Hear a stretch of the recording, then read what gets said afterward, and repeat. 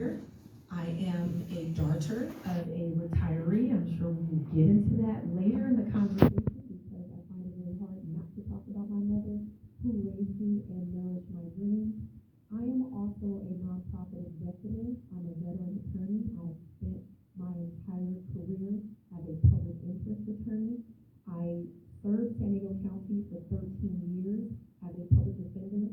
And after I left the public defender's office, I started out on my own to start a nonprofit that is it is an impact litigation organization, which means we sue the government in order to change policies and laws. So every single day, as an attorney, I work to hold our government accountable to all people, but especially to those who are marginalized.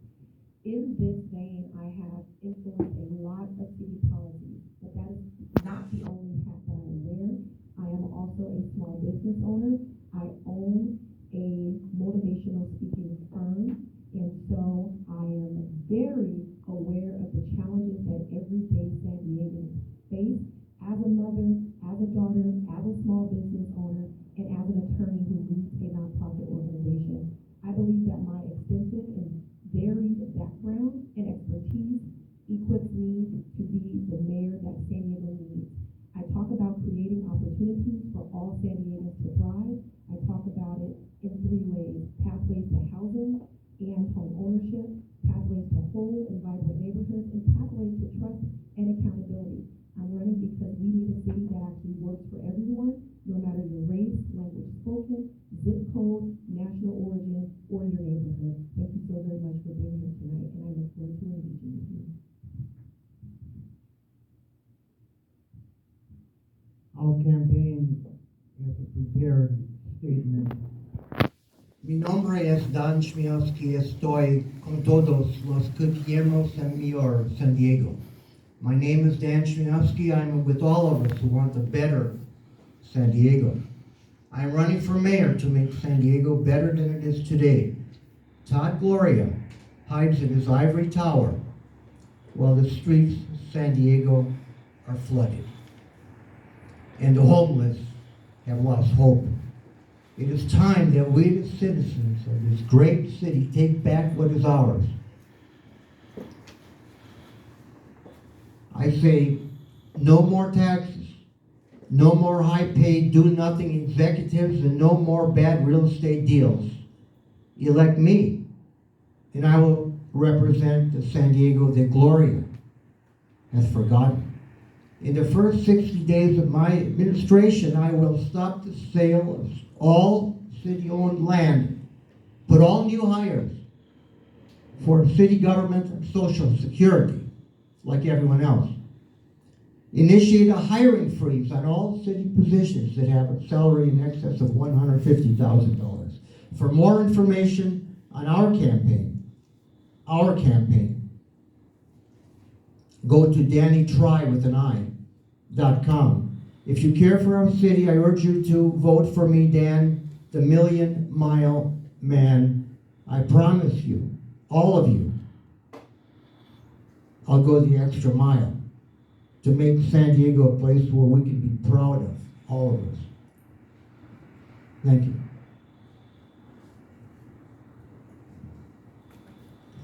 Hello, my name is Jane Louise Glasson. I have a second middle name actually, Cecilia, but it's not on my legal documents. I have worked for a school district for about 2 decades, the San Diego Unified School District. I am a special education assistant. I am a graduate of San Diego State University. I'm an Aztec. I'm a graduate of Maricosta College and Palma College. I graduated with distinction in a major Bachelor of Science degree in Child Development. I graduated with an associate degree in foreign languages, studying Spanish, French, and German. At another college, I studied American Sign Language. I graduated with an associate degree in general studies.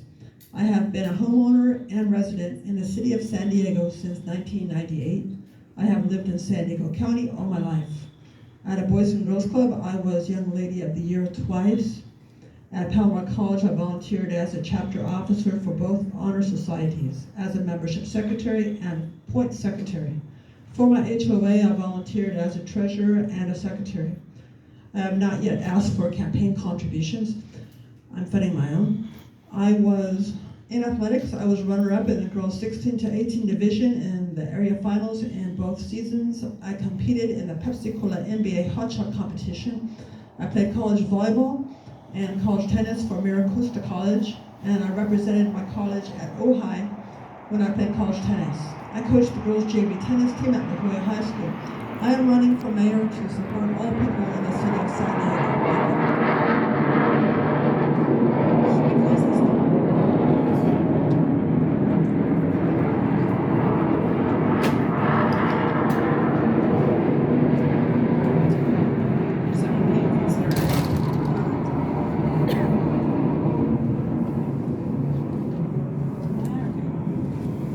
So remember all that stuff I said earlier? 165 million deficit. All right, so even with the work of the SBA and related programs, still, after decades of having this conversation, 98% of small businesses owned by women and minorities are under $1 million in revenue, which NABO considers a micro business. And not coincidentally, this same group of business owners only receives 2% of venture capital funds. What is your plan to support these business owners in San Diego who want to grow but don't have the resources? And we're starting with Larry. Oh, okay.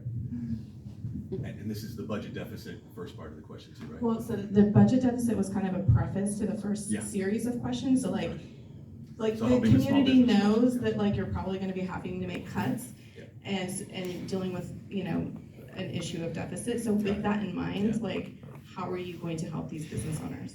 Yeah, so I sort of disagree with that we're gonna have to have some major budget cuts. And that's just something that I am not taking at face value, the situation with our budget right now, only because I don't trust the folks that are in office with the numbers that they're putting out to us and how they're spending the money. So I see a lot of waste and fraud and abuse occurring in our city government. I know some people are gonna talk about it's gonna be a lot of austere times where we're gonna have to do these major cuts. I'm all about cutting if we need to, but I'm just saying that I'm gonna have outside people come in, we're gonna open up all the books, we're gonna have accountants do a huge audit, and we're gonna be able to see where we need to stop spending. There are organizations out there that are receiving tax dollars they shouldn't be. There's no metric of success for many of them, especially on the homeless front.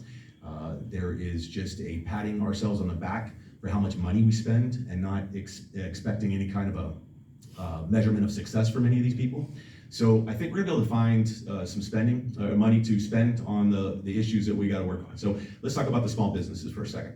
The small businesses that I see fleeing San Diego, most of them, it is about safety and the homeless issue that is facing them. Obviously, the cost of living and the issues with this being the highest cost of living in the country, we gotta tackle that. We gotta stop the taxes.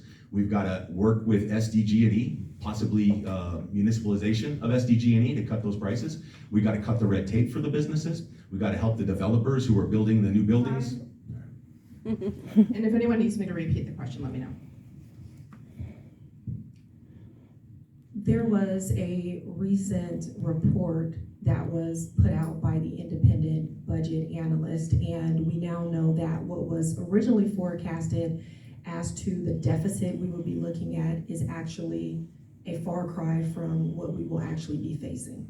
This means that our mayor must make critical decisions about how we are going to reduce spending, but also we have to look at how we will generate revenue, all without interfering with the very basic services that a city is to provide, and that is critical, which leads me to this point. No matter what the forecast looks like, the city must understand that small businesses, and particularly micro businesses in San Diego, are the lifeblood of our city. So at no point should we disinvest in small business owners. As small business owners, we put people to work, we drive the economy, and we have to figure out how we can continue to support the people who make our city run. This means that we have to listen to the experts, which is the first thing I plan to do, who have been neglected and ignored, but then also implementing their expertise because they know the solutions. They are there, they are housed in the city, and they know, and that's my time. Ladies and gentlemen, the truth is, we need to go back in the black. Our campaign, our administration will be one of austerity, frugality.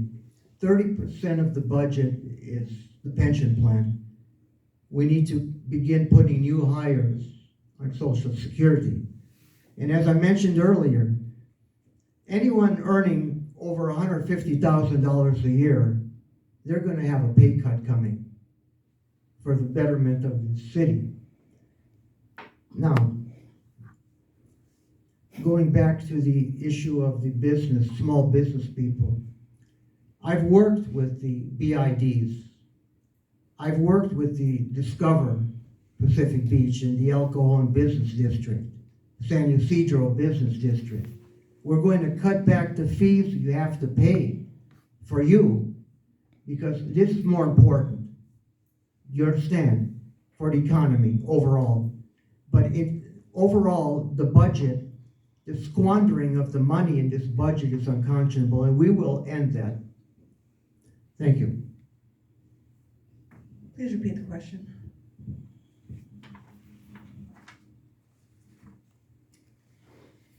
Even with the work of the SBA and related programs, still after decades of this conversation, 98% of small businesses owned by women and minorities are under $1 million in revenue, which NABO considers a micro business. And not coincidentally, the same group of business owners only receive 2% of venture capital funds. What is your plan to support these business owners in San Diego who want to grow but don't have the resources? I think 2% is too little. I want to listen to NABO and get your feedback. I want to listen to the experts, all experts. I support small business owners.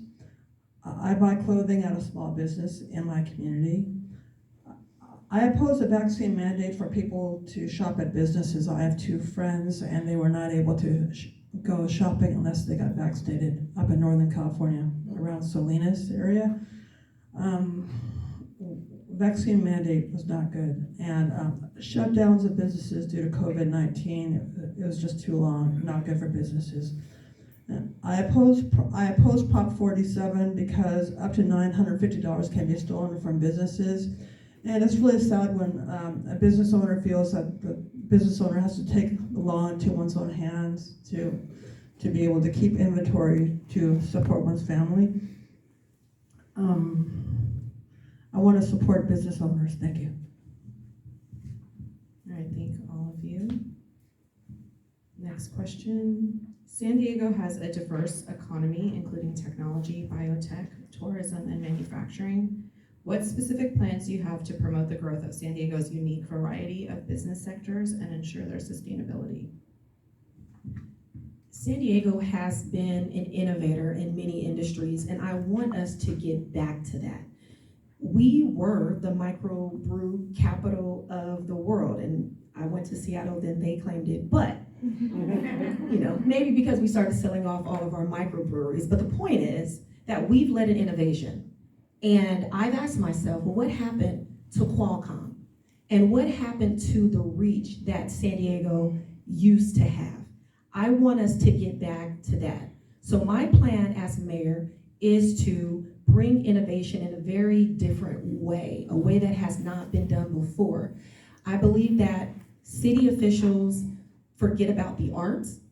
I think that we go towards what we know as common municipal partners.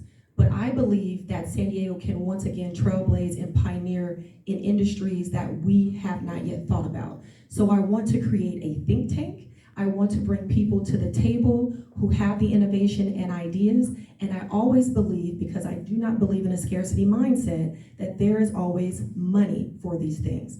We have to create private and public partnerships, do more of that in order to fund these types of programs that will lead to innovation in innovative industries. And that means it will take the least amount of capital from the city to start these things.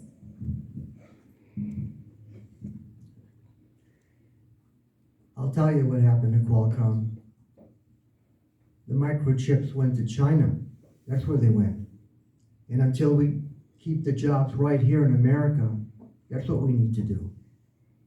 And we need to further develop all of our economies right here in San Diego. Not in the Philippines, not in Kuala Lumpur, not in Abu Dhabi, but right here in San Diego. And that's what I'm all about. Okay, I'm for the American people. Okay, we need to take care of our people first before we take care of anybody else. And this is the issue. This is the big issue with all of these industries. Thank you. Please repeat the question. San Diego has a diverse economy, including technology, biotech, tourism, and manufacturing. What specific plans do you have to promote the growth of San Diego's unique variety of business sectors and ensure their sustainability? I'd like to bring down crime. I'd like to do more for the homeless so that they don't show suffering. You know, I work at a school and students get free lunch and free breakfast. Sometimes it's not all used by the students. Not all students want it. I think the food should be given to the homeless so that it's not thrown away and so that people can be okay. And we need to lift up everybody in the city of San Diego. I want to promote growth and ensure sustainability, and I think the Padres are great for bringing people and tourism. I mean, people want to watch their favorite teams like Dodgers and other wonderful teams. I like both teams, Padres and the Dodgers. Now, I don't know what's going on with Qualcomm, but I know that the Jacobs family did a lot, and they've donated a lot of money in the city of San Diego. I was able to coach one of the granddaughters of Irwin Jacobs at La Jolla High School. She was on the girls' JV tennis team. I think the Jacobs do great things, like Denny and Jeff. Their name is on the scoreboard of La Jolla High School for the football games.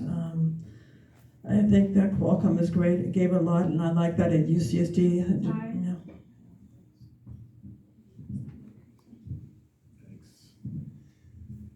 So in addition to the military and our vacationing tourism budget, you know, the industries that we have here, too many of them are wanting to leave, and so we've got to come up with a plan to get them to stay. And then beyond that, the rest that are trying to flee California, those up in the Bay Area, in Silicon Valley, we need to have a plan to poach them and lure them down here. We can do that with our plan to lower the cost of living, make it a place where it's still the California dream in San Diego, and it's a place where we can protect the businesses from the some of the silly laws that are coming out of Sacramento. I think we're going to be able to do that. We can have our army of tax attorneys looking for the loopholes where we can make San Diego a better place for the businesses to flourish. That is the kind of San Diego I want to have, is one that is still that California dream where the businesses can do really well. So back to the cost of living. I talked earlier about SDG&E. I'm also talking about lowering our taxes here. I think that we're gonna be able to find enough money in the budget whenever we do the audit to be able to give some of that back in the form of some of the fees to the developers that are putting the buildings together, the folks that are coming down to build a new campus in the city of San Diego to create jobs. We're gonna work with them to make it a much more friendly experience for them, and they can come down and realize that this isn't like the rest of California. San Diego is going to welcome the businesses here, and we're gonna do whatever it takes to keep them here, because I think that as everyone is able to make a little bit more money with the industry, that we'll all do well. Thank you. Next question. In January, San Diego experienced a natural disaster that caused flooding in a number of neighborhoods, destroying hundreds of homes. Those affected are still trying to recover. This poses a significant risk to residents, businesses, and infrastructure. What specific measures do you propose to address and mitigate the impacts of local flooding, ensuring the safety and resilience of our communities, and what steps will you take to prioritize these efforts within your administration?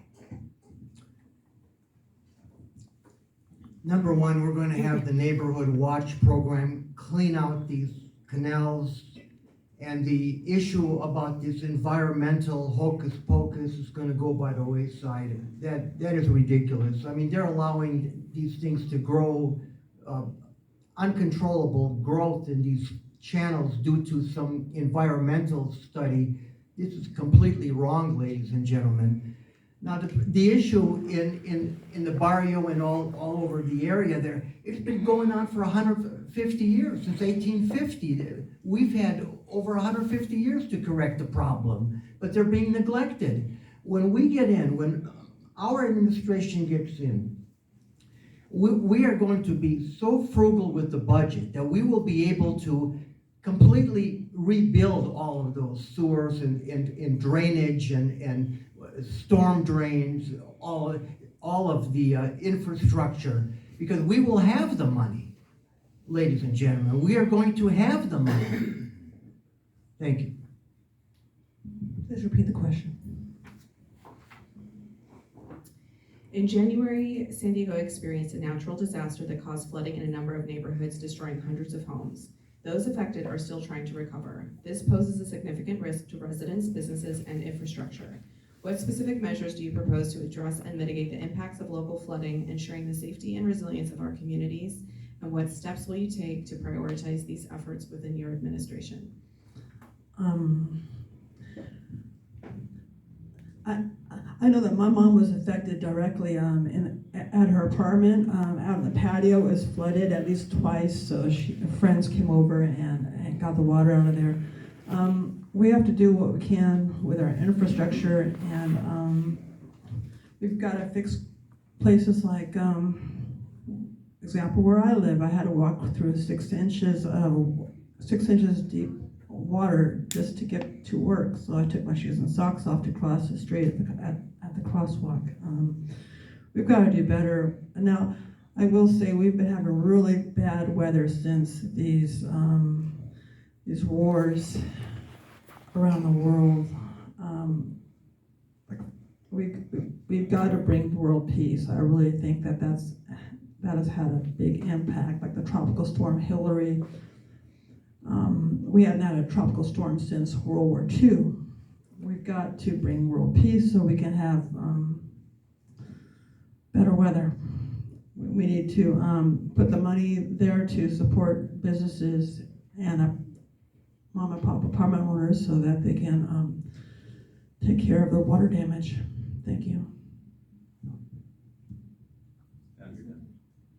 Sorry? Yeah, pass it down, please. All the way down? Yeah. Sorry about that. I think the first thing we got to do is get honest about what occurred and how it happened and how it is something that is preventable. So when you hear answers that it's a 1,000-year storm and that there was no way we could clear out the canals from all the foliage that was growing in there, and then to find out that it was only 2 and 2.7 inches of rain, which pretty much any city in America can handle that. Additionally, the state came out and said that we had the clearance to go ahead and clear out those canals back in 21 or 22, I think it was. So hiding behind these excuses, we're never going to get there. We got to realize what we've been doing wrong. About 10 days before the flood, I was driving around the neighborhood with a lot of the community leaders, and we were talking about those very issues and the state of the streets and everything else that has been just neglected for many decades. Some of the people who have told me that they have been addressing this with the city for so long and have never gotten any kind of response. I've seen full-grown bushes growing in the middle of the street down in Encanto, in the street, not up on the sidewalk. So this area has been, the areas of disadvantaged neighborhoods of color have not been getting their fair share, and we're gonna have to get that back. And while I'll be a mayor for the entire city, we're gonna have to focus on those that have been neglected for a very long time and get them up to speed. And that's gonna be one of the first things we do when we talk about infrastructure in the city. This is where the 2 pathways I talk about come together. The pathways to whole and vibrant communities and the pathways to trust and accountability in our city government. We cannot talk about prioritizing needs without talking about the systemic neglect that led to the flooding we saw on January 22nd that impacted mostly communities of color and devastated my community as well as other communities that are in Southeast San Diego. So we have to be honest. How will I prioritize as mayor? It's gonna sound very simple, but it is not being done right now. We have to listen to the experts. Everything that came to pass was warned about in audits of our storm drain system, warned about in IBA reports, but they were ignored and their wisdom was not adhered to. We have an administration that has perpetuated systemic neglect.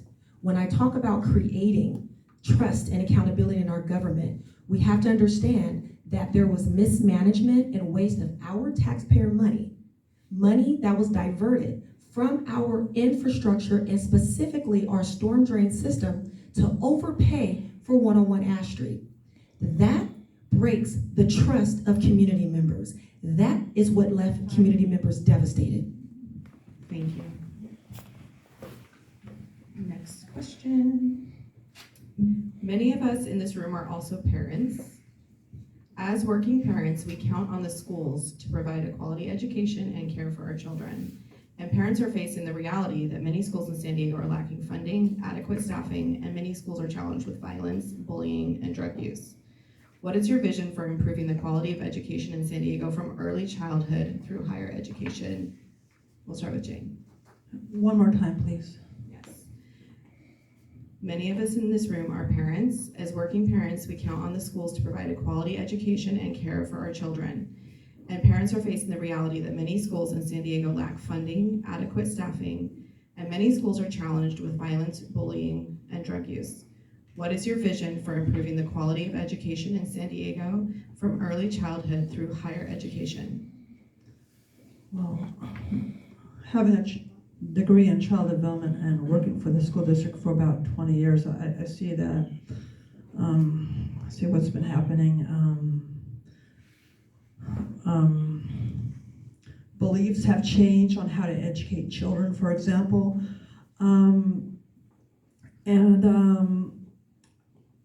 will say the school I work at is very good with counseling to help the students to have peace. That if there's conflict, counselors help them to make things better again with their classmates, or they put them in different classrooms so that they can bring peace back. I know the staffing is a problem, and there are going to be cuts with the San Diego Unified School District. I've been reading about that, and I really feel bad for the teachers who are going to be cut. The students need a good teacher-student ratio. I learned that when I was taking child development classes. I worked with age 4 and 5 in classrooms, and it was ratio was 12 students to 1 teacher. It's hard for the students. They need more attention. Of course, the parents are the best educators of their children. And we all know that learning on Zoom was hard for parents. Students, they need to see their classmates that they didn't.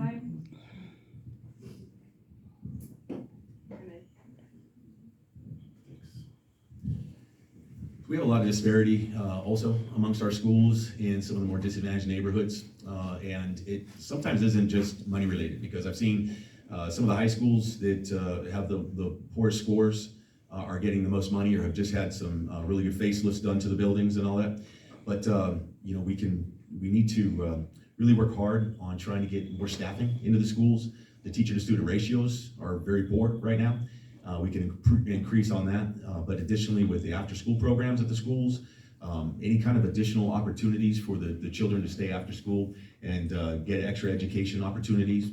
Also with the neighborhoods with school choice. Some of the kids that are in some of those poor schools having the opportunity to go to other areas. And additionally with, as we decide on where we're gonna be building our affordable housing, trying to focus on affordable housing into some of the areas with the better scoring schools. Additionally, move in some of the market rate housing into some of the areas with the schools that are not performing as well. We need to bring in different types of folks into the different neighborhoods to help with the children's scores doing better. I would also talk about the safety and security of the school. Most of you don't know, but our school police, and not that that's the only answer for security there, but there's not that many school police officers in the city. There's about one for about every 20 schools. We need to increase on that to make sure that our kids are safe. There are some dangerous situations that are occurring around the country at our schools. Unfortunately, our city has really taken a backseat to our children's education. And a very classic example of this happening is when there was an issue at my community school, Lincoln High School, about 2 years ago. And there was a council member who decided to step in and address the issue because it was not being dealt with in the way that it should have been dealt with. The response from the school board member who belonged to the district was, "You need to stay in your lane." So this needs to change because our children is everyone's responsibility. And so what I liked about the council member's response, who is now a Supervisor Montgomery Stepp, she said, "That school is in my district. Of course, I have to have concern for the children and address the issue." This is the mentality we have to have. So the first thing is our city needs to play a larger role. We know with COVID that the digital divide is very real. When we started to cut back on city services due to lack of funding, the very first thing this administration did was cut the hours of our library. And I remember calling in and saying, that is not the answer. We have to keep our basic services in place. This helps to advance the education of our students who don't have the resources or the tools at home. They should be able to use city-owned land to do their work. Y'all know, 1 minute and 30 seconds is not long at all with these issues. Oh my goodness. We are going to expand childcare, number one. Number two, no teacher, and I will advocate for this, no teacher will be allowed to carry a weapon in their classroom. And finally, I want to tell all of you, I'm a former public school teacher. I graduated from Alliance University in education, among 100 other things, but I don't like to talk about them, quite frankly. Now, if you are a parent and you have children, that child will be allowed free transportation until they're 18 years old, on the trolley, on the bus. And if you're worried about safety, we're going to increase funding and we're going to increase security on the trolley and in the police department if you're worried about your children. And I would be. We love children. And, you know, they call me Captain Kangaroo, so. Captain Kangaroo. And we're gonna pass now back to Larry. Thank you for tolerating the mic passing. Access to affordable housing is a significant concern for many San Diegans, particularly low-income families and individuals. How will you address the shortage of affordable housing and prevent displacement in gentrifying neighborhoods? Yeah, affordable housing is the crisis that we have to deal with. It's not as much of a housing crisis with the number of houses, it's just with the affordable. That's where we really need to focus. So whenever we see these new developments coming up and we see very small percentages of those new housing options just being 3%, 4%, 5% of the buildings, we got to ask ourselves, how is that really an opportunity to increase the affordable housing in the city? And then when we add to it the segregation of being able to move those affordable units to a place up to 3 miles away from the actual new building, that's something we really all should question. I don't think many people noticed that in 2.0, that you were able to move the people to another location, and not just to build another location up to 3 miles away, but you could take an existing property and you could upgrade it. And what is upgrade? Is that just new carpet? Some new light fixtures? So we really had a no net gain of affordable housing with this. Now, we need to focus on the affordable housing and how do we do that. We're gonna do it with, cutting a lot of the red tape for the development. We're gonna be cutting out, it's $15,000, for example, to just do the water hookup paperwork. That's not the supplies and the workers doing it. That is just the city's fee to do a water hookup for a home. That's the kind of stuff that the city's doing, and that's across the board with electricity, with everything, with sewage. We need to go through and cut those. That's how it's gonna be really saving money. The developers I talk to talk about how much they can lower the price of the home by doing some of this red tape cutting. I'm gonna try to say this stuff really fast because it has to be a multifaceted solution. We of course have to produce more housing and create an increase in our housing stock. But we have to be very serious about the housing that we are building, and everything cannot be luxury apartments. We need low income, we need moderate income housing, and we also need housing that really fits into that gap. If you look at our first responders, if you take a look at how many of our police officers live within the city, the majority of our police officers do not live in the city of San Diego. Why? They cannot afford it. First responders, our firefighters, they cannot afford to live in the city of San Diego. Our teachers, our nurses, I can go on and on. What is the answer to this? The city needs to stop selling its land, leverage its public land, and build workforce housing in addition to other housing developments. What workforce housing will do is allow for young professionals who are just now starting out, who are not at the top of their salary range, actually be able to afford to live in San Diego. They can build a nest, and then once they leave that workforce housing, allow for the next wave of young professionals to do the same. The city has not done a good job of giving or closing, I will say, loopholes that allow for developers to come in. Ladies and gentlemen, as your mayor, I would be more concerned about the definition of affordable housing. You ask 100 people what affordable housing is, and you're going to get 100 different answers.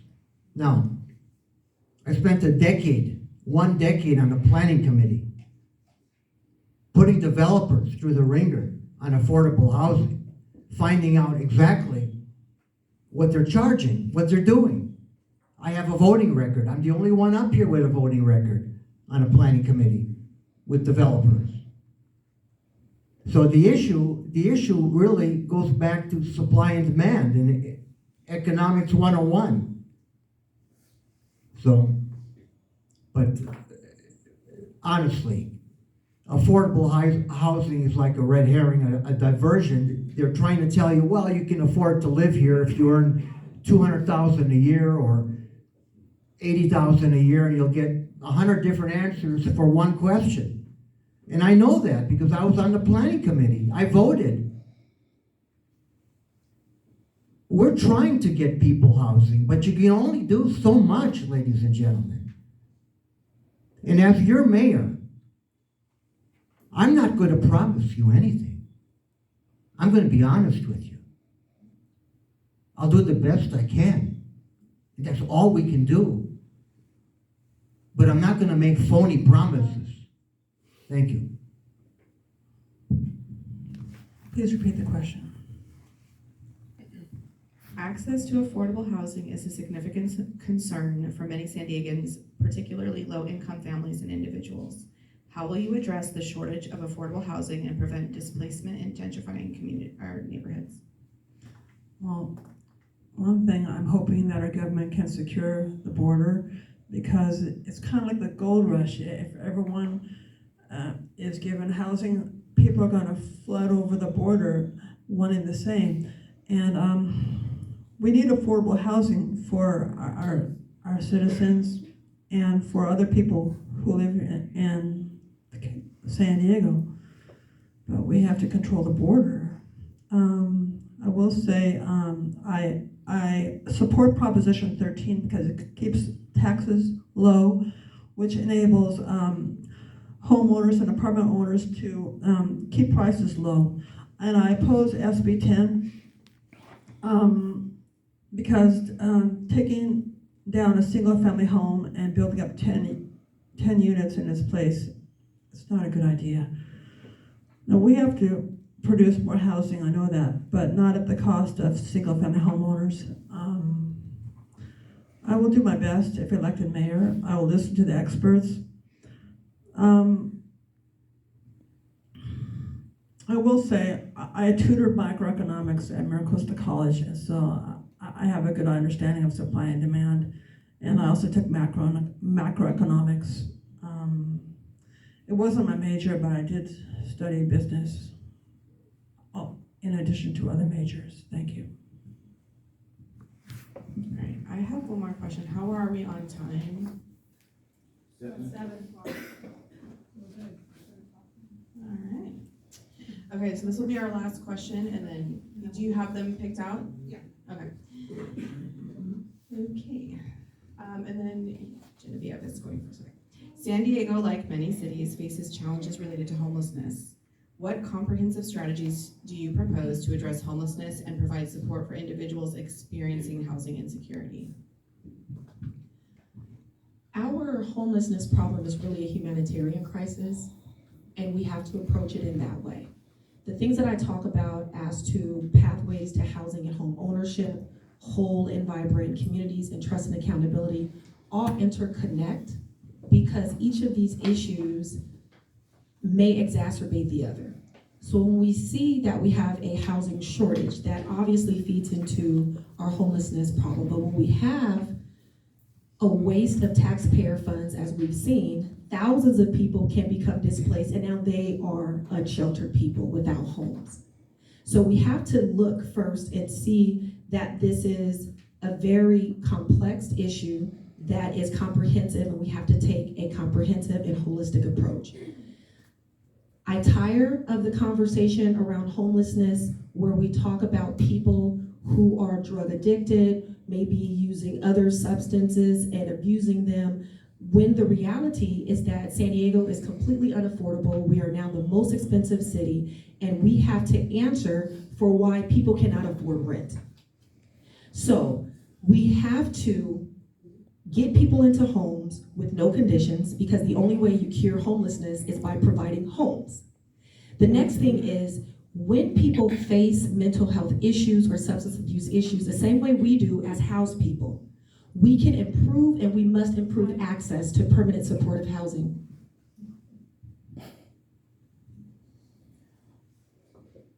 Let me tell you the truth. This is a very, very simple issue. 80 to 90% of these people on the street have a drug problem or they're mentally unstable.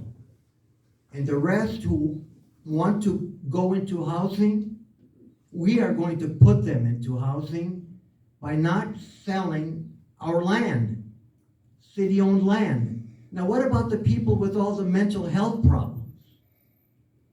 Well, right now, Medi-Cal is debating, they're having a big, I don't know what you call it, but they're having a convention, actually. They're talking about extending care for these people so that they don't go into hospitals.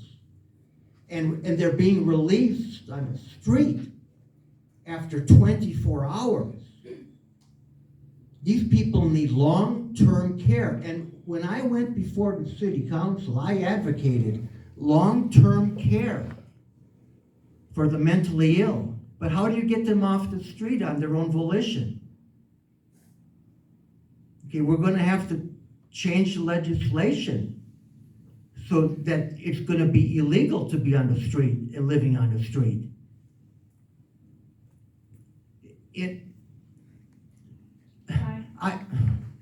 It's very frustrating, actually. Will you please, again, please. San Diego, like many cities, faces challenges related to homelessness. What comprehensive strategies do you propose to address homelessness and provide support for individuals experiencing housing insecurity? Well, I want them to be able to put tents in a different area, not blocking sidewalks. There are people I know who are homeless. They live less than a block away from me, and they're happy. And they use this building that's been vacated for a long time. It used to be the library, and it belonged to the youth as well. It's nice to provide a place where they can set up a tent so they'll be okay. Not all of them want to be taken to a place to live. One person, he was thinking he wanted to wait and hope that he'd get his own apartment or condo. And this man, he served time in jail. He had hit police officers. He had outdriven police on the road. A nice guy, but he has issues. He's nice to me, he's nice to other people, but he has issues, but he doesn't want to be locked up. He wants to have his own place, his own pad. We've got to understand people like that and not just want to lock them up, not want to arrest them. We got to give him he's been peaceful in my neighborhood. We need to, one person, he does a lot of gardening at that same building. He also spent time in jail. He's homeless. He has a tent sometimes set up there. All right, thank you all. Ready? Oh, I'm Larry. I'm so sorry. So I think that compassion requires action. And for many of the folks that are telling us that people have a right to stay on the street, I have seen the people out there who are dying slowly. Many of them are slowly committing suicide while they're out there. And while I think that the city has focused on the UCSF study that I believe was flawed, it had very low numbers for those that were experiencing mental health issues and drug addiction, as well as the number of those that were from San Diego. It basically said that most of them were from our area. I am familiar with a lot of the people out there, and I'm telling you that the data was incorrect, and that's what we've been using, unfortunately. So if I had to basically break it down from all the people I know out there, they're all very unique. They don't need cookie cutter approaches to change their life. The empty promise parking lots and housing first are both flawed. We need to have an all of the above approach with it. I saw in San Francisco in 21, about 3% of the homeless accounted for 40% of the overdose deaths.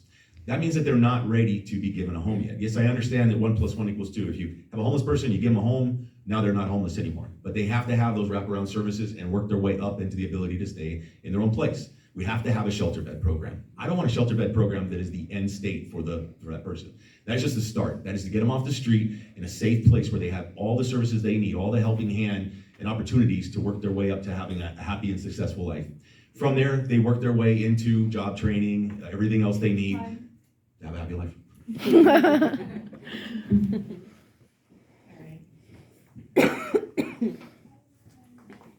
Is there any other questions? Oh, no, I'm gonna do it, I'm just by memory. No, sorry, no, you have to write down. What's that? You have to write down the question. That wasn't stipulated at our arrival. Well, I made an announcement, but I think not everybody was Wasn't in the stipulated. room. Okay, well, So if you can have, can I make some comments? so we're gonna ask audience questions, and then we'll have, perhaps a little bit of time at the end. Sure. Okay. Yeah, and then we'll have, mingling time too, so if you have specific Well, this is good questions. public information, because some of the things that I really, really like what have been said, and some of the things that I have some questions about that others should hear. Okay. Well, And maybe- well as others, my neighbors here. Yep, so we are gonna ask audience questions now, maybe somebody had the same question. Okay, is everybody ready? We're gonna start with Dan on this one. Yeah, yes. Thank you. As San Diego citizens and a majority of American voters increasingly stand up and urge both federal and local governments support a ceasefire and cut ties to Israel, how would you address the demands of these constituents? Ladies and gentlemen, our campaign has the backing of the entire Islamic community. I'm a lifetime member of the Jewish Community Center. How do I do it? President Abdel Nasser, 1958 Suez Canal, wrote to my father. I have it in my DNA. I have it in my genes. During Vietnam, Paris peace talks. Ambassador Porter presented my father's peace plan, along with Linus Pauling, Nobel Prize winner.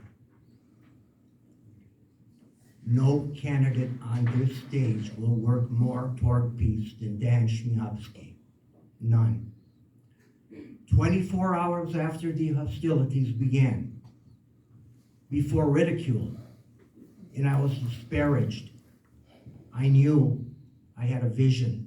I knew what was happening. No one else knew, but I knew. And I went before the city council. And I was laughed at and told to go home. And now everybody's on this ceasefire. Think about all of that, ladies and gentlemen. Please repeat the question. As San Diego citizens and a majority of American voters increasingly stand up and urge both federal and local governments to support a ceasefire and cut ties to Israel, how would you address the demands of these constituents? I like all the countries who are at war. I care about Russia, I care about Ukraine, I care about Israel, care about all the countries that are at war. We need to promote peace. I believe in one nation under God. I believe that we need to promote peace throughout the world, and I appreciate NATO, and I just wish that we had stronger leadership. Under our former president, we didn't have all these problems with these wars. We need a new president. Trump, Kennedy, someone new. And I want to promote peace. I like that where I work, at the public high school I work at, all the students get along, and they are of many different ethnicities and religions. They get along really well. We adults, we need to do the same throughout the world. Thank you.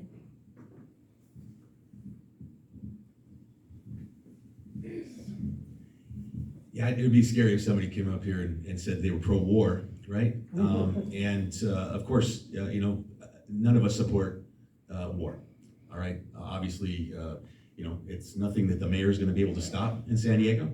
I was asked earlier this week, am I in favor of a ceasefire? And I am, of course. Different from some of you that maybe are reading on the internet what it's like and seeing pictures, I've seen it. I've been there, and it is something to be avoided at all costs. Would I cut ties with any government or organization? No, of course not.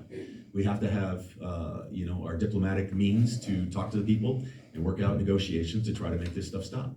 But there is no reason that we would cut ties with an organization, any governmental organization out there. That's counterproductive. I've worked with governments around the world, and I have been part of these negotiations in the past, and it is best that we keep those communications open. I believe very strongly in the value and the sanctity of every single human life, so I 1000% support a ceasefire. More than that, as it relates to cutting ties, I think that there are avenues that our city can look at where we need to divest from certain actions. It was very concerning for me when I learned a few years back that our police department actually trains in Israel and we send our police officers abroad. There are things that we have to look at and reevaluate as a city.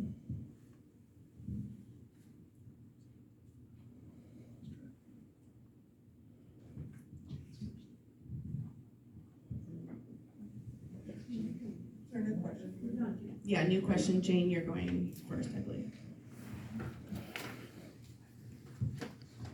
Please repeat. How will you end the disproportionate stops, arrests, and use of force of Black and Chicano people that happened by San Diego police officers? I would like to see better relations built